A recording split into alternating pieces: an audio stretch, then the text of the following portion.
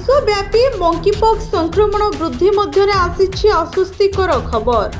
Monkeypox प्रथम टीका MVA-BN को सबुज संकेत मिली। बभारिया नॉर्डिक द्वारा प्रस्तुत यह टीका को WHO बा विश्व स्वास्थ्य संगठन ग्रीन सिग्नल मिली।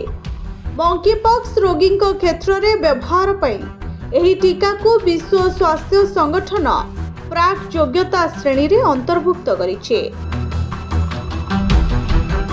विश्व स्वास्थ्य संगठन एही विवृत्ति रे कहिछि जे पूर्वरु दिया जाइथिबा MVA-BN रो गोटिए डोज टीका प्राय 76% प्रभावशाली दर्शाइथिला। वर्तमान द्वितीय डोज टीका 82% फलप्रद हेबो बोली आकलन करा जाउछे। ଏହା ଆମ ପାଇଁ ଏକ ଗୁରୁତ୍ୱପୂର୍ଣ୍ଣ ପଦକ୍ଷେପ ବୋଲି WHO ର ମହାନିର୍ଦ୍ଦେଶକ ଟେଡ୍ରୋସ୍ ଆଧାନମ କହିଛନ୍ତି।